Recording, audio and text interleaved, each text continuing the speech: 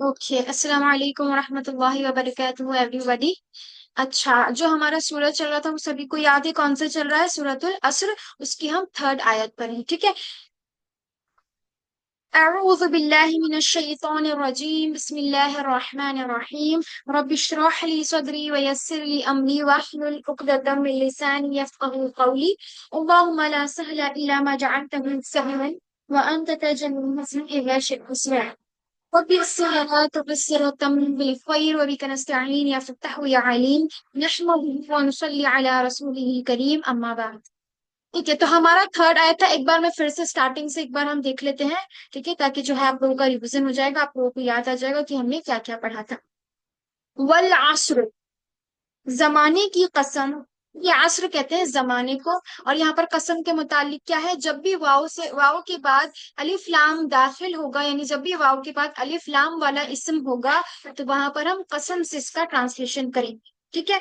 उसके बाद था इन्नल इंसान लफी खुस्र, बेशक इंसान अलबत्ता खसारे में है। ठीक है, यहाँ से इन्ना का मतलब हो जाएगा बेशक। तो यहाँ पर क्या एक्स्ट्रा ताकीद की गई है? एक हो गया फर्स्ट ताकीद, यानी फर्स्ट एम्फेसाइज क्या है? इन्ना, बेशक, 100% श्योरिटी, बेशक। फिर अल इंसान, खास इंसान, यानी अलिफ लाम लगाया तो यहाँ पर किसी खास इंसान के बारे में बात हो रही है। कौन सा इंसान खसारे में है, उसका जिक्र आगे हो रहा है, ठीक है। बेशक इंसान खसारे में है, ठीक है। अब खसारा कहते हैं नुकसान को, ठीक है। अब नुकसान कौन सा वाला है? यानी कि दुनिया का नुकसान, आखिरत का नुकसान। तो ये आगे हमें पता चलेगा कि कौन सा इंसान नुकसान में है और कौन नुकसान में नहीं है। तो यहाँ पर आपको पता होना चाहिए कि कितनी ताकीद यहाँ पर की गई है। सबसे फर्स्ट ताकीद है कि कसम खाकर, दूसरी है इन्ना के साथ। एक मिनट होल्ड कीजिएगा।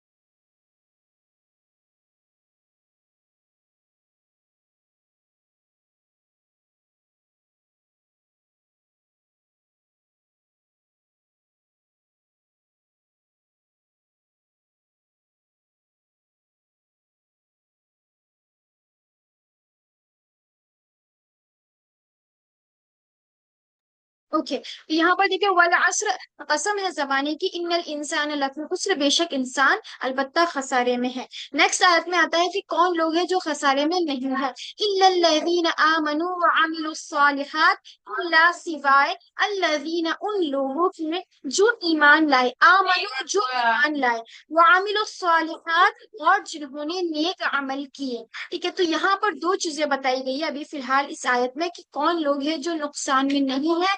फर्स्ट है कि जो ईमान लाए, यानी जो काफिर लोग हैं वो सब क्या है? खसारे में है, नुकसान में है। और जो ईमान लाए वो इस कैटेगरी से हट जाएंगे। उसके बाद दूसरी है अमरुस सालिहात, जिन्होंने नेक अमल किया। अच्छा, नेक अमल से आप लोग क्या समझते हैं?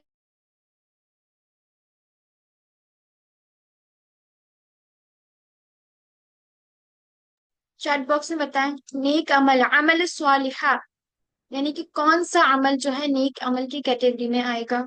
चैट बॉक्स में भी बता सकते हैं, और किसी को माइक अनम्यूट करके बताना है वो भी बता सकते हैं।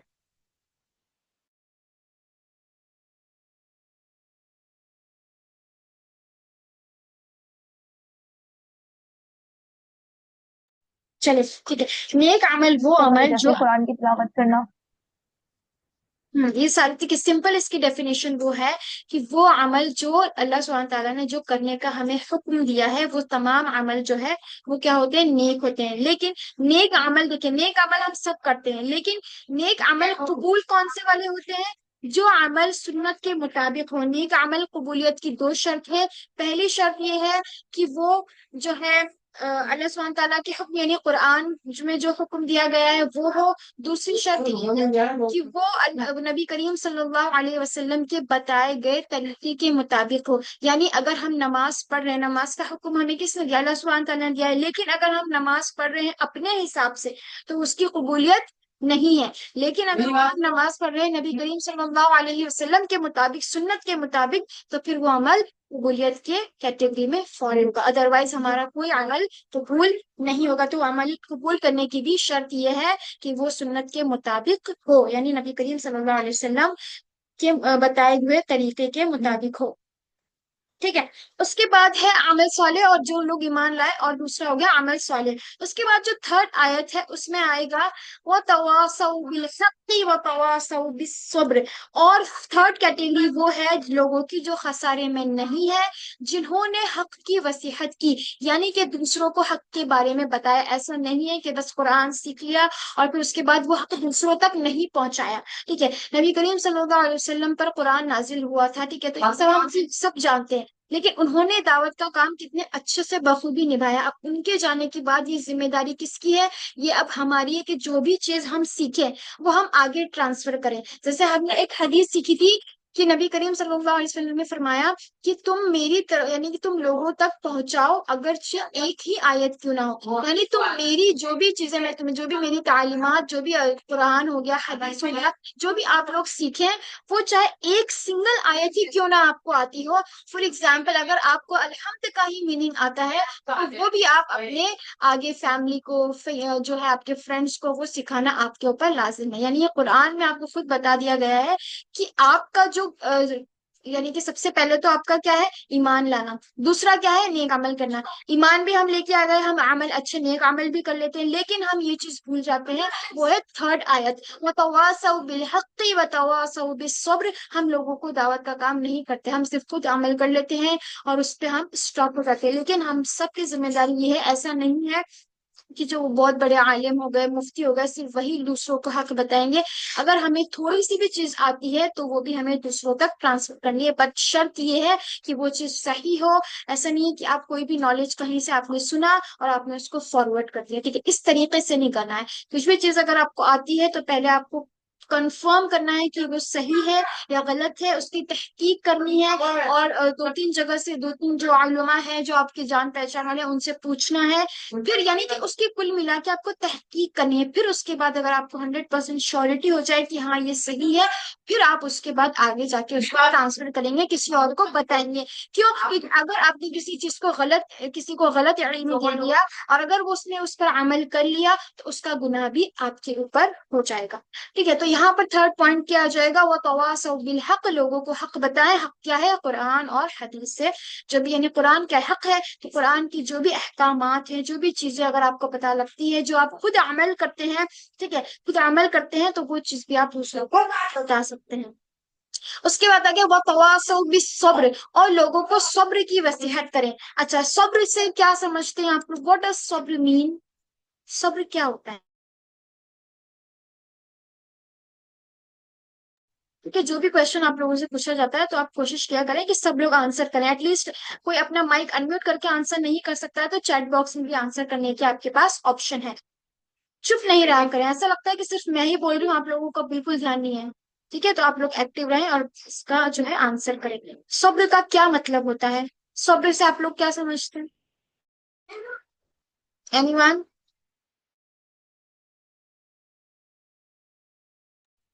फिर माइक को अनम्यूट करके बता सकते हैं? सिस्टर नाज़िम, कोई भी मुसीबत पे बिना शिकायत के सब्र करना नहीं। सब्र का क्या मतलब है? ठीक है, वो ठीक है, मुसीबत में सब्र करना, सब हमसे कहते हैं कि सब्र करो, बट व्हाट डज सब्र मीन? होता क्या है सब?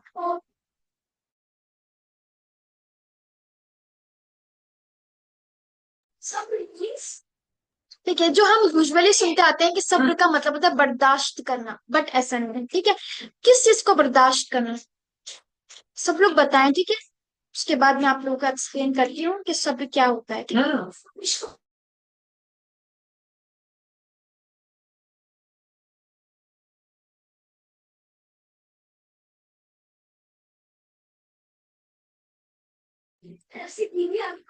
आवाज आ रही है?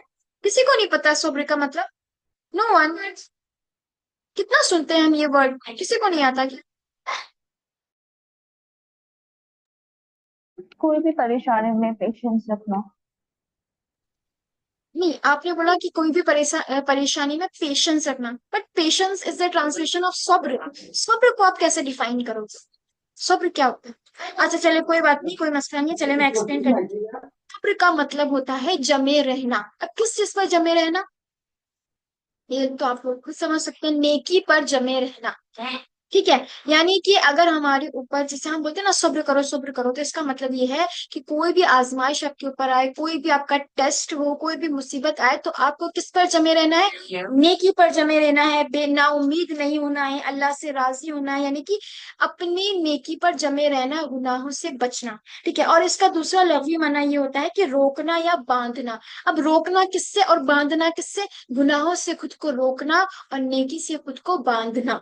ठीक है। तो सब्र में क्या हो जाएगा? हमें यानी जमे रहना नेकियों पर, और जो है अल्लाह से नाउमीद नहीं होना, इस्तिकामत जिसे हम कहते हैं ना, इस्तिकामत। तो सब्र से मतलब हो जाएगा इस्तिकामत, यानी कि नेकियों पर जमे रहना, नफ्स को गलत ख्वाहिश से रोकना। फॉर एग्जाम्पल, अगर किसी का इंतकाल हो जाता है, ठीक है, अब वहां पर क्या है, सब लोग रोते हैं, तो सब लोग क्या बोलते हैं? सब्र करो, सब्र करो। क्या रोना सब्र से कनेक्टेड है? आप लोग आंसर करें। क्या लोग जो है किसी के इंतकाल में बहुत ज्यादा रोने लग जाते हैं, तो क्या रोने से सब्र का कोई कनेक्शन है? क्या वो लोग सब्र नहीं कर रहे होते? अच्छा वरीशा, आप बताएं, क्यों कनेक्शन नहीं है? और अगर है तो क्यों है, रीजन बताएं। क्या रोना, अगर जो लोग रोते हैं, क्या वो सब्र नहीं कर रहे होते?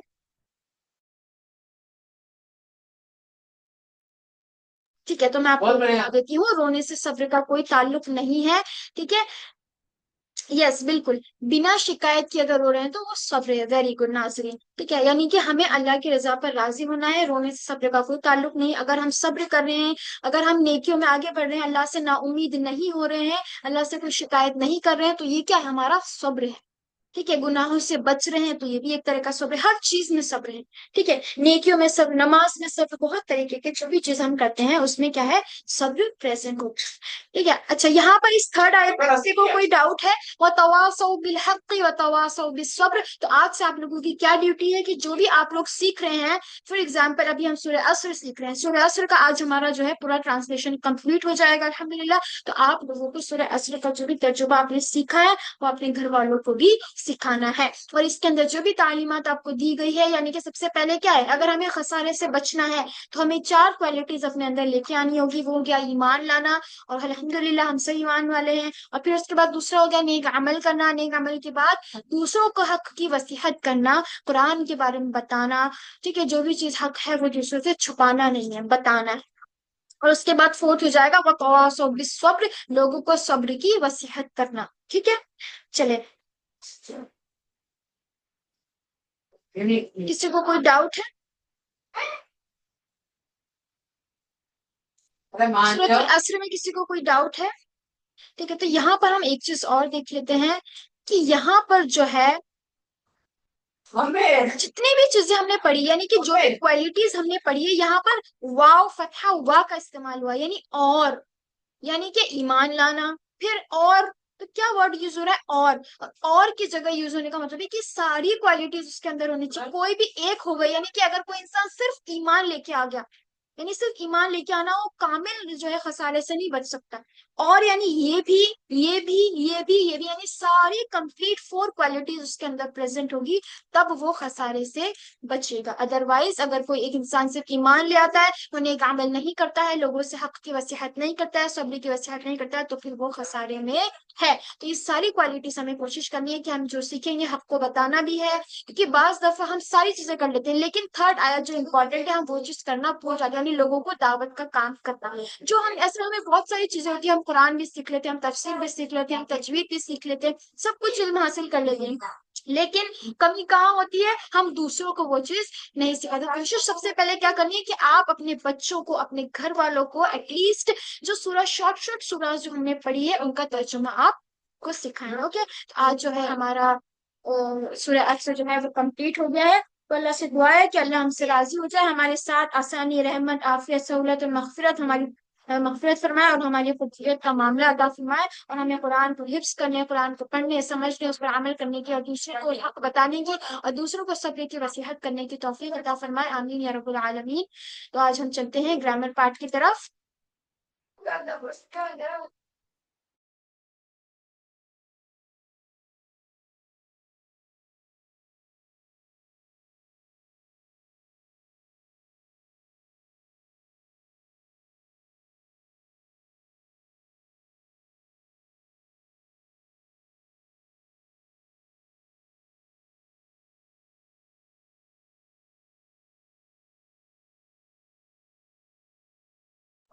ओके, अल्हम्दुलिल्लाह। स्क्रीन सबको नजर आ रही है?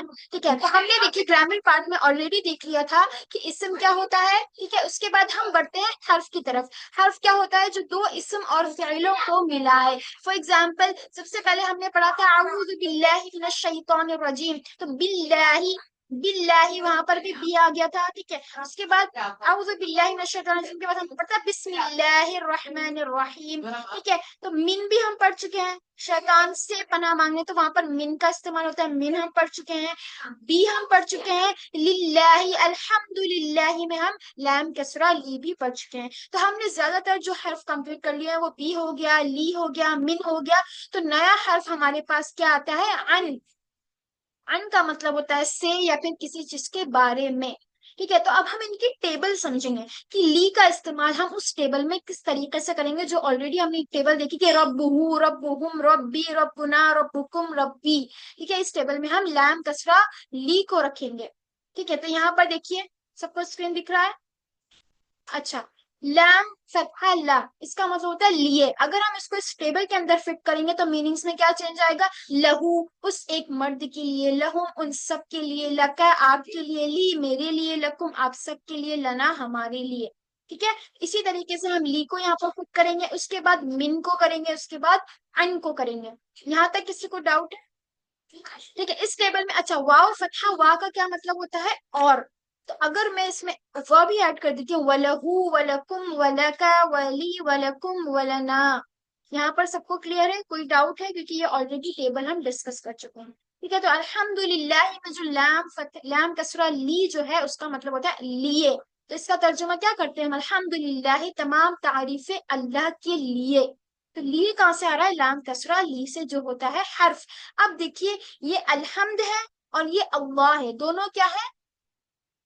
इसम है। ठीक है, दोनों इसम को क्या चीज जोड़ रही है? ली। ली दोनों को क्या कर रहा है? कनेक्ट कर रहा है। तमाम तारीफ किसके लिए? अल्लाह के लिए। तो ये दोनों क्या कनेक्ट हो रहे हैं? किसके जरिए कनेक्ट हो रहे हैं? ली के जरिए। तो ली क्या हो जाएगा? हर्फ हो जाएगा। ठीक है, एनी डाउट? और फा भी हम पढ़ चुके हैं। फा क्या होता है? बस, सो, फलहू, फलहुम, फलका, फली, फलकुम, फलना। ठीक है, इसका ट्रांसलेशन भी आप अच्छे से कर पाएंगे।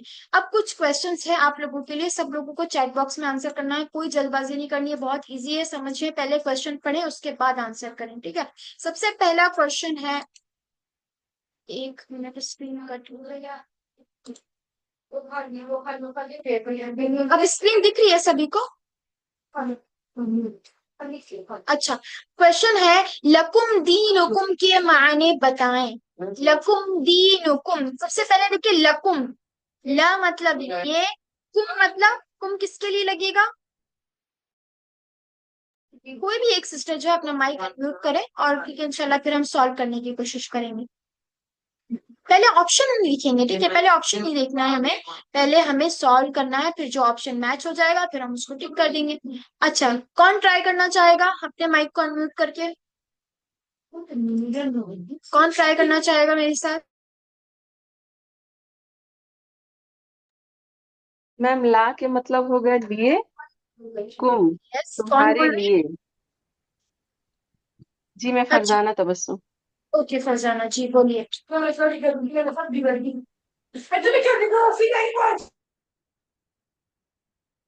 एक मिनट होल्ड कीजिए।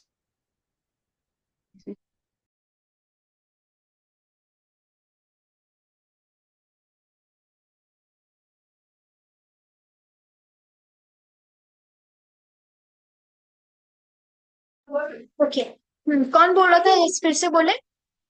फरजाना, ओके।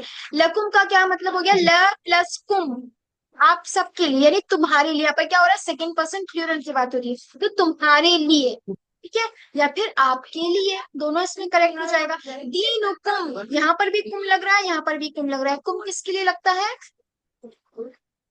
जमा आपके लिए। हाजिर के लिए, ठीक है, सेकंड जी। पर्सन प्लूरल के लिए। तो यहाँ पर क्या हो जाएगा, तुम्हारे लिए, तुम्हारा दीन, तुम्हारे लिए तुम्हारा दीन। तो ऑप्शन नंबर हमारा कौन सा दिन। करेक्ट हो जाएगा, तुम्हारे, तुम्हारे कहाँ पे आ रहा है, ऑप्शन नंबर बी, तुम्हारे लिए तुम्हारा दीन। जी। अच्छा, नेक्स्ट क्वेश्चन है लहा। लहा के माने क्या है, कोई और सिस्टर बताए, कोई और सिस्टर बताए, एक्सप्लेन करें, अपने माइक को अनम्यूट करें, ठीक है। आप इतना लेट मत किया करें, अपनी क्लास में एक्टिव रहें। गलत हो कोई मसला नहीं है, लेकिन एटलीस्ट जो आप ट्राई किया करें, माइक को अनम्यूट करें या फिर चैट बॉक्स में ट्राई करें। उससे क्या होगा, आपकी प्रैक्टिस होगी तो आपकी ग्रामर स्ट्रांग होगी। अगर आप ऐसे ही डरते रहेंगे तो फिर आपको कभी भी ग्रामर नहीं आएगी, फिर आपको हमेशा लगेगा कि ग्रामर बहुत टफ है, बट इट्स क्वाइट इजी, इतना टिपिकल नहीं है। आप सीखेंगे, इंशाल्लाह आसान हो जाएगा। लहा का मतलब क्या है, कोई बोल रहा है ऑप्शन नंबर सी, और कोई बी बोल रहे हैं। चैट बॉक्स में आंसर करें, बी और C, which one is correct, option B और सी, सी। क्योंकि दोनों तो करेक्ट नहीं हो सकते। C ma'am. अच्छा, ऑप्शन नंबर सी, वाई।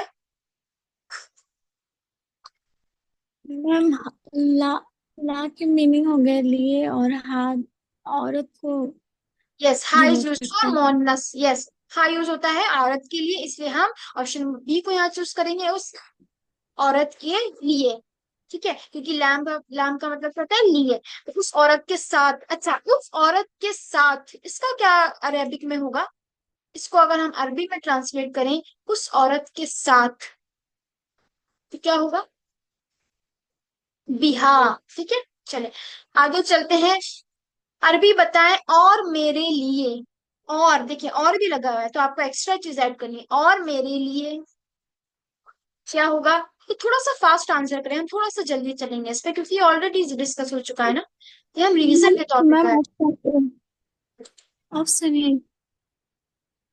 ठीक है। और मेरे लिए, तो और, वह, ली, ये, मेरे, ऑप्शन या लगता है जब हम किसी चीज को अपनी तरफ यानी मुखातिब करते हैं, सॉरी अपने लिए जब हम बोलते हैं, तो यहाँ पर ये लगता है। मंसूब अगर हमें अपनी तरफ करना है किसी चीज को, फॉर एग्जाम्पल कलमी, मेरा कलम, ठीक है, किताबी, मेरी किताब, ली, मेरे लिए, और लगा है तो यहाँ पर हम वो ऐड कर देंगे, ठीक है। उसके बाद है मिन। मिन का मतलब होता है से, तो जब हम मिन को इस टेबल के अंदर लिखेंगे, मिन हु, मिन हुम, मिन का, मिन्नी, मिन कुम, मिन्ना। उम्मीद है कि ये ट्रांसलेट आप खुद भी कर सकते हैं। यहाँ तक किसी को कोई डाउट है। मिन का मतलब से हम ऑलरेडी कहाँ पर पढ़ चुके हैं, जब हमने फर्स्ट क्लास हमारी स्टार्ट की थी ताउज़ के साथ, अऊज़ु बिल्लाहि मिनश शैतानिर रजीम, तो वहां पर आया था कि मैं पनाह में आती हूँ अल्लाह से शैतान मर्दूद, ठीक है, मैं पनाह में आती हूँ अल्लाह की शैतान मर्दूद से। तो यहाँ पर जो है से का तर्जुमा वो कहाँ से आ रहा था, मिन से, ठीक है। कुछ पूछना है तो पूछ लीजिए, फिर हम आगे बढ़ेंगे। अन, अब अन का एग्जाम्पल हम देखेंगे यहाँ से, रदियल्लाहु अन्हु। अच्छा, मैंने आपको ये चीज लास्ट क्लास में बताई थी, अनहु, अनहुम, अनहा, ये अनहु क्यों लगा है, और अनहु का यहाँ पर ट्रांसलेशन क्या होगा, और ये किसके लिए लगा है। हु जो है वो किसको डिनोट कर रहा है, रदियल्लाहु अन्हु, यहाँ पर हु डिनोट कर रहा है थर्ड पर्सन सिंगुलर, और इस यहाँ पर क्या है, मेल के लिए लग रहा है हु, और अगर ये फीमेल के लिए लगेगा तो हम यहाँ पर क्या ऐड कर देंगे, हा, रदी अल्लाह अन्हा, रदी अल्लाह अन्हु। तो अन का मतलब हो गया से, तो यहाँ पर क्या हो जाएगा, अल्लाह राजी है उनसे, ठीक है। इस तरीके से इसका ट्रांसलेशन हो जाएगा। तो इसकी टेबल क्या हो जाएगी, बहुत इजी हो जाएगी, अनहु उनसे, उससे, अनहुम उन सब से, अन का आपसे, अन्नी मुझसे, अनकुम आप सब से, अन्ना हमसे, ठीक है। यहाँ पर इजीली आप इसका ट्रांसलेशन भी कर सकते हैं। यहाँ तक कुछ पूछना है किसी को।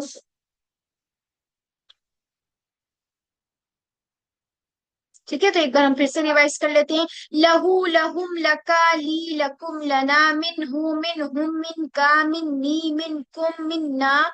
इस तरीके से आपको टेबल याद होनी चाहिए कि मैं आपसे पूछूं अनहु का टेबल बताएं, तो आपको इतना फास्ट बोला अनहु अनहुम अनका अन्नी अनकुम अन्ना, मिनहु मिनकुम मिनका मिन्नी मिनकुम मिन्ना। तो आपको ये चीज याद होनी चाहिए। उससे क्या होगा कि आप इजीली खुद, अगर आपको कोई ट्रांसलेशन करने के लिए बोलेगा तो फिर आप इजीली इससे ट्रांसलेट कर सकते हैं। जैसे आपने बोला अनहु अनहुम, तो आपको पता है हु जो है वो सिंगुलर के लिए लगा है, तो सिंगुलर हु का क्या हो जाएगा, हुम हो जाएगा। का लगा है सेकंड पर्सन सिंगुलर के लिए, तो का यानी आपका, आपसे, आपके लिए। ठीक है, तो ये टेबल जो है आपको याद करनी है। और ये आप लोग एग्जाम्पल इस तरीके से याद रखिए कि ली कहाँ पे आया था, अल्हम्दुलिल्लाह, तो लिल्लाह यानी अल्लाह के लिए। फिर आऊज़ु बिल्लाहि में आया था मिन मतलब से, और रदी अल्लाह अन्हु आया था, तो वहां पर हो जाएगा अल्लाह राजी है उनसे। तो यहाँ पर से एक वर्ड जो है, यहाँ पर भी अन का मतलब से ही होता है, लेकिन ये अलग अलग मानों में यूज होता है। एक नॉर्मल अगर हमें किसी चीज से बोलना है कि उससे इससे, तो हम मिन लगाते हैं, लेकिन हमें किसी चीज यानी रदी अल्लाह अन्हु यानी अल्लाह राजी है किससे, तो अगर हमें यहाँ पर किसी खास के लिए यूज करना है तो हम अन यूज करते हैं। वैसे दोनों का जो मीनिंग है वो सेम ही है। कहीं पर मिन आपको यूज होगा, कहीं पर अन होगा। ये तीनों क्या है, हर्फ की कैटेगरी में आएंगे। और हर्फ क्या होता है, जो इसम से, इसम को इसम से कनेक्ट करता है, इसम को फेल से कनेक्ट करता है। ठीक है, यानी दो चीजों को कनेक्ट करने के लिए जो थर्ड चीज यूज होती है वो होता है हर्फ। अब आप लोगों से इन तीनों का मीनिंग मैं पूछूंगी वन बाय वन, जिससे पूछा जाएगा सिर्फ वही अपने माइक को अनम्यूट करेगा और आंसर करेगा। यस, सिस्टर फातिमा खातून, लहुम का क्या मतलब है, लहुम। मैम ला तो ला के लिए थोड़ा आपकी आवाज क्लियर नहीं आ रही। मतलब यस, आप ला ला लिए, के लिए यस गुड। होगा लिए, और कुम के लिए होगा सॉरी हुम, आ, उन सब, उन हाँ, तो सब इसको के लिए। कंप्लीट क्या हो जाएगा, उन सब के लिए। वेरी गुड, शाबाश, उन सब के लिए। अच्छा, मिन्ना का बताएं नाजरीन, आप बताएं मिन्ना। मिलना। जी, हमारे हमारे लिए, नहीं हमसे। यस हमसे, वेरी गुड। अनकुम का कौन बताएगा, अस्मा, सिस्टर अस्मा आप बताए अनकुम।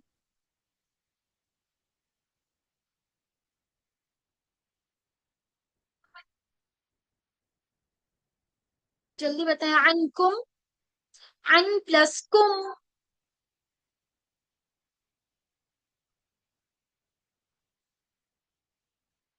नहीं आता है, कोई और सिस्टर बताना चाहेंगे अनकुम का, जी मैम, आप नाजिर के अलावा। सबसे। अन मीन्स से, ना ना, आप माइक को अनम्यूट कीजिए। अन मीन्स से, ये तो ठीक है। I am talking about the meaning of अनकुम। अनकुम का क्या माना है, अनकुम।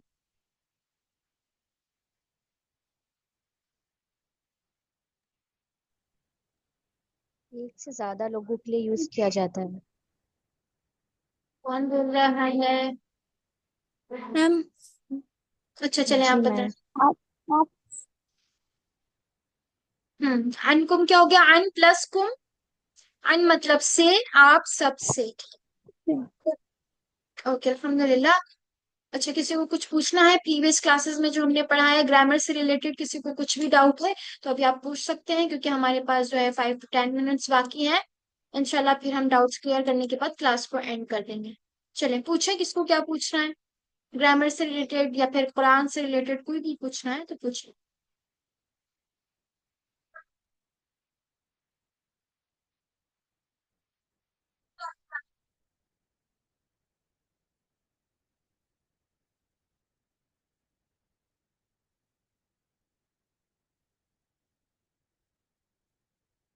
चलो, नहीं पूछना है किसी को भी। ओके, अल्लाह से दुआ है कि अल्लाह हमें कुरान को पढ़ने, समझने, गौर करने, याद करने, अमल करने और इसको फैलाने यानी कि लोगों को बताने की, वसीहत करने की तौफीक अता फरमाए। सुब्हानक अल्लाहुम्मा व बिहम्दिका, सुब्हान अल्लाहि व बिहम्दिही, नशहदु अल्ला इलाहा इल्ला अंता, नस्तगफिरुका व नतूबु इलैक। जज़ाकुमुल्लाहु खैरन कसीरा व अहसनुल जज़ा फिद दारैन। अस्सलामु अलैकुम व रहमतुल्लाहि व बरकातुहू। No doubts? Okay, now we will end over here इंशाल्लाह। किसी को कोई डाउट अभी भी है तो पूछ लीजिए, कोई मसला नहीं है। आप जो है इतना डरा ना करें कि कोई डाउट है तो कैसे पूछेंगे, नहीं आप पूछ सकते हैं बिल्कुल। कितना ही छोटा आपका डाउट हो, इंशाल्लाह आई विल क्लियर। बताएं, सब कुछ क्लियर है? अच्छा चले ठीक है।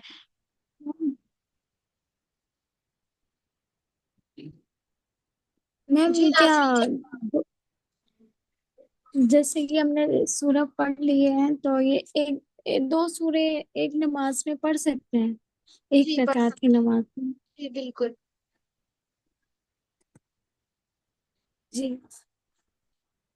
हम्म।